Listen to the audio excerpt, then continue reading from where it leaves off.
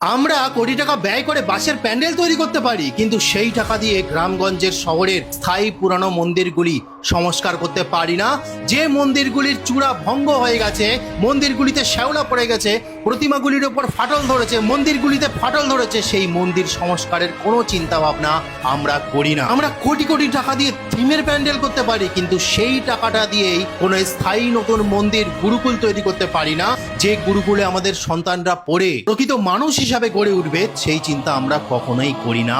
আমরা কোটি টাকা ব্যয় করি থিমের প্রদর্শনীতে, কিন্তু সেই টাকা দিয়ে কখনো একটা বেদ পাঠশালা খুলি না, গীতা পাঠশালা খুলি না, যেখানে আমাদের সন্তানরা পড়াশোনা করতে পারতো আধুনিক শিক্ষার সাথে অ্যাটাচ করে। আমরা কোটি কোটি টাকা আলোকসজ্জার পেছনে খরচা করি, কিন্তু সেই টাকা দিয়ে নতুন স্থায়ী মন্দিরের যে চারিপাশটা আলোকসজ্জায় স্থায়ীভাবে সাজিয়ে দিতে হবে, বিভিন্ন গুরুকুল তৈরি করে তার চারিপাশে আলোকসজ্জায় ভরে দিতে হবে স্থায়ীভাবে, সেই চিন্তা আমরা কখনোই করি না।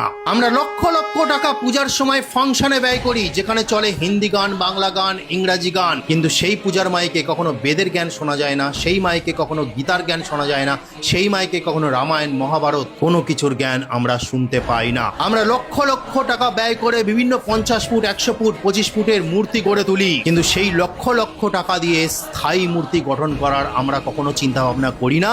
বিসর্জনের যেহেতু নীতি আছে, সেখানে আমরা ছোট মাটির প্রতিমা গড়তে পারি, সেটা হামেশাই ভাসান দেওয়া যাবে, কিন্তু কখনো আমরা এইটা চিন্তা করলাম না যে হাজার হাজার কোটি টাকা যে আমরা ব্যয় করছি, সেটা যদি স্থায়ীভাবে কাজে লাগানো যেত, তাহলে এই বাংলা দেবী ভূমিতে পরিণত হতো, যেখানে হাজার হাজার দেবদেবীর মূর্তি থাকতো, গুরুকুল থাকতো, আমাদের সন্তানরা সংস্কার নিতে পারতো, ধর্ম শিক্ষা নিতে পারতো, ধর্ম রক্ষা করতে পারতো, সারা বাংলায় আলোকসজ্জায় সজ্জিত হয়ে যেত, বাংলা একটা পর্যটন শিল্পে গড়ে উঠতো, সেখানে সারা ভারতবর্ষ তথা পৃথিবীর মানুষ শুধু 4 দিনের জন্য নয়, 12 মাস ধরে এই বাংলায় ভ্রমণ করতে আসতো। এই ঐতিহ্যময় স্থায়ী গুরুকুল, স্থায়ী মন্দির, স্থায়ী দেবদেবীর মূর্তি যদি আমরা বানিয়ে দিতে পারতাম। এইবার ভাবুন, আমরা কি সত্যি মা দুর্গাকে ভালোবাসি, নাকি শুধু থিমের প্রদর্শনী, কে কত ভালো থিম বানাতে পারবে সেই প্রদর্শনীকে ভালোবাসি? কোনটা?